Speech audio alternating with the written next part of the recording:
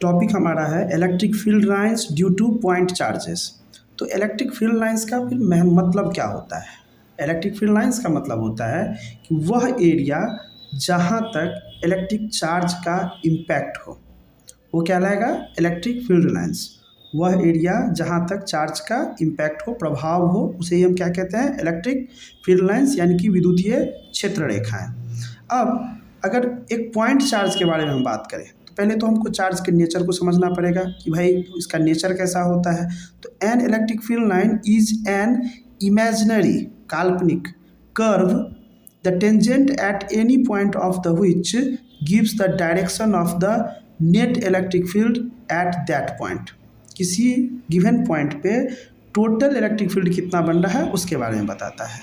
अब चार्ज दो प्रकार के होते हैं, एक को हम कहते हैं पॉजिटिव चार्ज और दूसरे को निगेटिव चार्ज।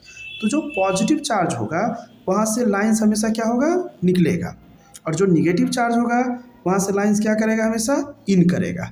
तो अगर हम एक पॉजिटिव चार्ज को और एक निगेटिव चार्ज को एक दूसरे के बगल में रखें तो पॉजिटिव चार्ज से फील्ड लाइंस कहाँ जाएगा? निगेटिव चार्ज की ओर। और अगर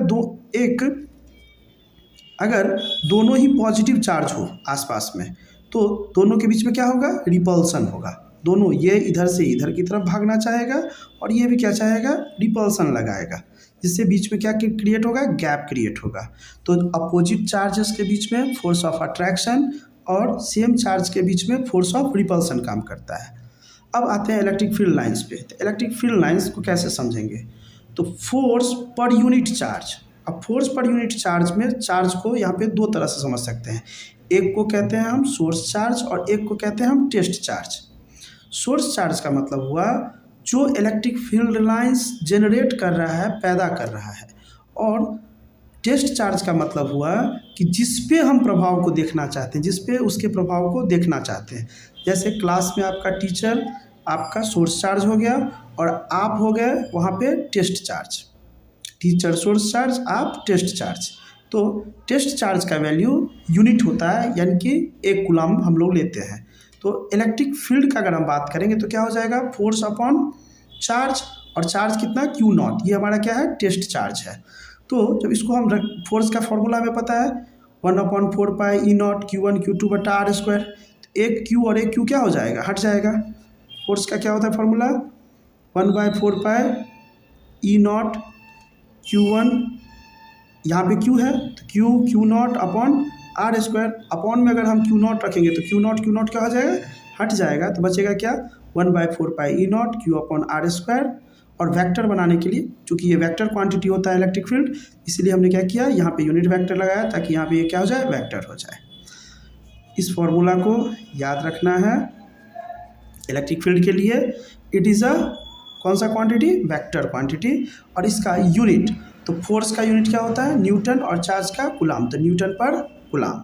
अब अगर डायमेंशन का बात करें तो इसका डायमेंशन हो जाता है MLT-3 I-1, या इसको आप लिख सकते हैं MLT-3 A-1।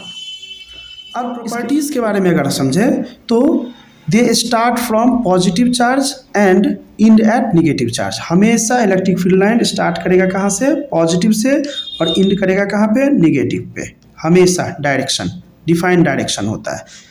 The closeness of the lines indicates the strength of the electric field. अगर फील्ड लाइन्स नज़दीक में है, इसका मतलब हो जाता है कि यहाँ पे इंटेंसिटी क्या, स्ट्रेंथ क्या है? ज़्यादा है। The relative closeness of the lines at some place give an idea about the intensity of electric field at that point. Two lines can never intersect। चूँकि ये लाइंस क्या होते हैं? पैरेलल लाइंस होते हैं, इक्विडिस्टेंट होते हैं, एक दूसरे से समान दूरी पे रहते हैं, इसीलिए ये एक दूसरे को कभी भी कट नहीं कर सकते हैं। Electric field lines always being on a positive charge and and on a negative charge. Start कहाँ से होगा? हमेशा पॉजिटिव से, और एंड कहाँ पे होगा? हमेशा निगेटिव चार्ज पे। एंड डू नॉट स्टार्ट और स्टॉप इन मिड स्पेस। न बीच से शुरू होगा और न बीच में खत्म होगा। तो ये इसके कुछ प्रॉपर्टीज़ हुए। ये क्वेश्चन अमूमन 2 नंबर के लिए पूछा जाता है, तो जितना शॉर्ट में डायग्राम को यूज़ करके हाफ पेज या 1 पेज अगर लग भी जाए तो उतना में हमको इसको एक्सप्लेन करना होता है।